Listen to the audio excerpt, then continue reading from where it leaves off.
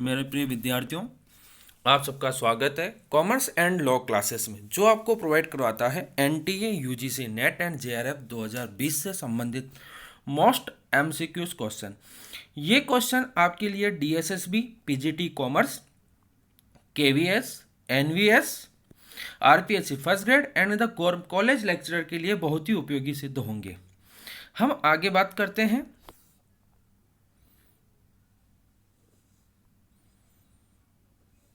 Question number 1, स्त्रोत प्रलेख बनाया जाता है। कौन सा प्रलेख है? स्त्रोत प्रलेख। स्त्रोत प्रलेख कब बनाते हैं हम? तो सबसे पहली बात आती है, क्वेश्चन में जो ऑप्शन दे रखे हैं हमारे को, वो है हमारे पास लेन देन के समय, प्रति सप्ताह, वर्ष के अंतिम दिन, उपरोक्त सभी। आंसर है इसका लेन देन के समय। स्त्रोत प्रलेख का मीन्स ये होता है सोर्सेस डॉक्यूमेंट से, जिसका आंसर है लेन देन के समय, प्रति सप्ताह, वर्ष के अंतिम दिन, उपरोक्त सभी। क्या व्यापार में होने वाले लेन देन हमारे प्रति सप्ताह होते हैं क्या? नहीं, वो लेन देन कभी भी हो सकते हैं। तो इसलिए लेन देन के समय ही जो प्रलेख बनाया जाता है उसे हम क्या कहते हैं? स्त्रोत प्रलेख। अब स्त्रोत प्रलेख कहते किसे हैं? तो अपना सेकंड क्वेश्चन ये कहता है कि स्त्रोत प्रलेख नहीं है। तो हमने अभी क्या कहा? स्त्रोत प्रलेख किसे कहते हैं? ऐसे प्रलेख जो लेन देन के समय बनाए जाते हैं उसे हम क्या कहते हैं? स्त्रोत प्रलेख। तो स्त्रोत प्रलेख के अंतर्गत हमारे यहाँ नगद पत्रक नगद लेन देन के समय बनेगा। जमा की चिट्ठी किसे कहते हैं? जमा की चिट्ठी क्रेडिट नोट होती है। जमा पर्ची लेन देन से संबंधित है। ये तीनों लेन देन जो हैं वो हमारे पास में नगद से संबंधित, लेकिन स्त्रोत प्रलेख नहीं है। उसका आंसर क्या होगा? नाम प्रमाणक, जिसे कहते हैं डेबिट बाउचर। जब कोई व्यवसाय में खर्चा होता है उसके संबंध में जो बाउचर बनाए जाते हैं उसे डेबिट बाउचर कहते हैं, और जब कोई इनकम होती है तो उसके संबंध में जो बनाया जाता है उसे क्रेडिट बाउचर कहते हैं। नेक्स्ट क्वेश्चन नंबर 3, निम्नलिखित में से कौन सा समीकरण सही है? ये क्वेश्चन हमने कल फर्स्ट लेक्चर में भी सॉल्व किया था। क्या था इसका आंसर? हमें ये पता था कि समीकरण का फॉर्मूला होता है assets is equal to liabilities plus capital. तो देन अब इससे यदि हम 3 फॉर्मूला बनाए, जब हमें यहाँ पर लायबिलिटीज कैलकुलेट करनी होगी तो हम असेट्स माइनस क्या कर देंगे? कैपिटल। और कैपिटल कैलकुलेट करनी होगी तो हम कर देंगे असेट्स माइनस लायबिलिटीज। देन अब यहां देखेंगे इसका आंसर क्या हो रहा है, किससे मैच हो रहा है। तो करेक्ट आंसर है हमारे पास में a, capital is equal to assets minus liabilities. Next question, स्वामी द्वारा रोकड़ को कौन से खाते में लिखा जाएगा?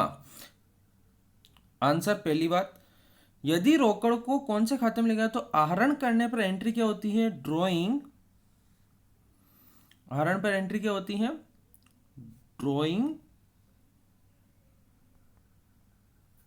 Account debit to cash account. तो क्वेश्चन पे हम ध्यान दें, स्वामी द्वारा आहरित रोकड़ को कौन से खाते के जमा में लिखा जाएगा? क्वेश्चन क्या कह रहा है? कौन से खाते के जमा में। तो खाता कौन सा बनाएंगे हम? Cash account.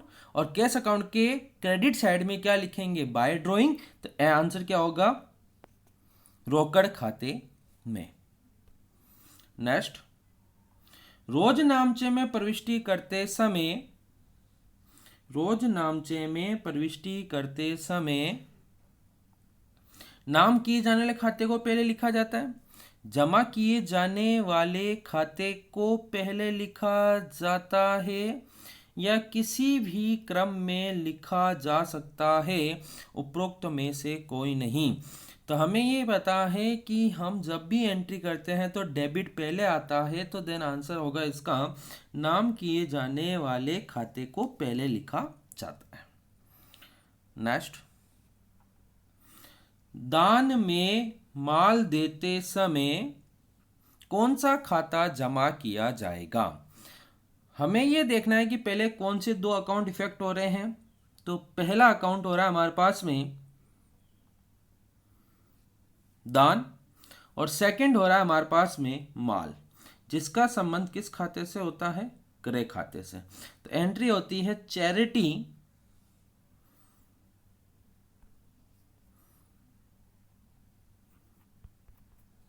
Account debit to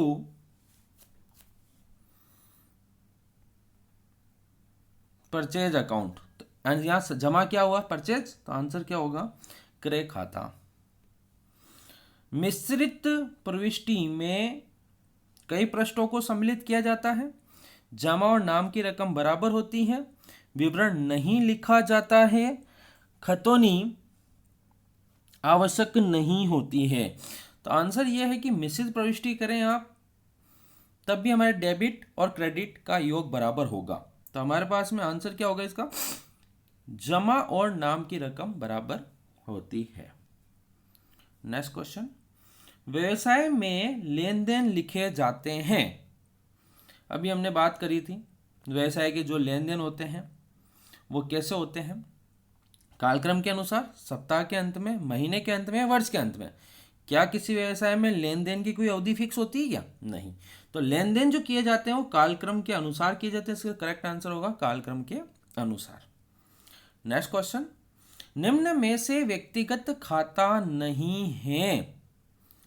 व्यक्तिगत खाता ऐसा खाता जिसका संबंध किसी व्यक्ति, समुदाय या संस्था से होता है। पूंजी खाता का संबंध व्यापारी से होता है। आहरण खाते का संबंध व्यापारी से होता है। लेकिन किराया खाता एक ऐसा खाता है जिसे नाम मात्र का खाता कहा जाता है, जिसका संबंध आय और व्ययों से होता है। तो हमारा करेक्ट आंसर क्या होगा? किराया खाता।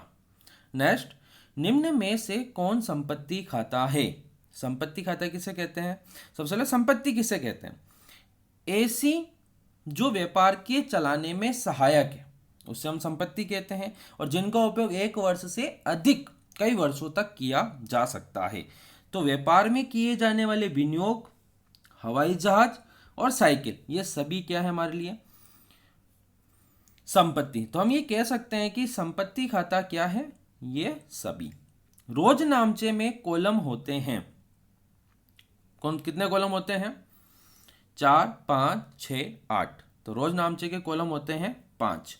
पहला कॉलम होता है डेट, दूसरा कॉलम होता है पार्टिकुलर्स, तीसरा होता है एलएफ, चौथा कॉलम होता है डेबिट, और पांचवा कॉलम होता है क्रेडिट। तो इस तरीके से 5 कॉलम होते हैं।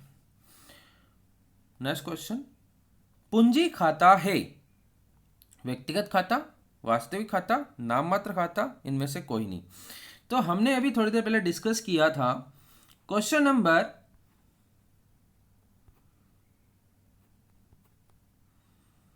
9 में कि व्यक्तिगत खाता नहीं है। तो हमने इसके अंदर बताया था किराया खाते को व्यक्तिगत खाता नहीं है, इसका मतलब किराया खाता।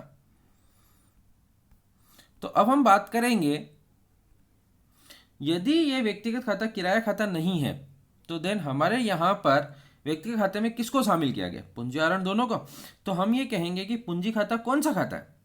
सिर्फ और सिर्फ व्यक्तिगत खाता। नेक्स्ट, डूबत ऋण की वसूली होने पे खाता क्रेडिट होता है। जब डूबत ऋण की वसूली होती है तो हमें कौन सा खाता क्रेडिट होता है? ये यदि हम बात करें तो कैश व्यापार में आ रहा है। जब कैश व्यापार में आ रहा है तो हम किस खाते को डेबिट करेंगे? कैश अकाउंट को। और 2 में गिवर कौन है? डेटर्स। लेकिन हमने उसको पहले ही अपलिखित कर दिया है, तो पहले अपलिखित की गई राशि को डूबत ऋण कहा गया था, और जब उसकी वसूली हुई है तो उसे क्या कहा जाएगा? Bad debts recovered. तो देन आंसर होगा हमारे पास में डूबत ऋण की वसूली में कौन सा खाता क्रेडिट किया जाएगा? तो डूबत ऋण वसूली खाता। Okay, thank you so much. इसी तरह की वीडियो को प्राप्त करने के लिए आप बेल आइकन पर क्लिक करें, चैनल को सब्सक्राइब करें, लाइक करें और शेयर करें। Good bye.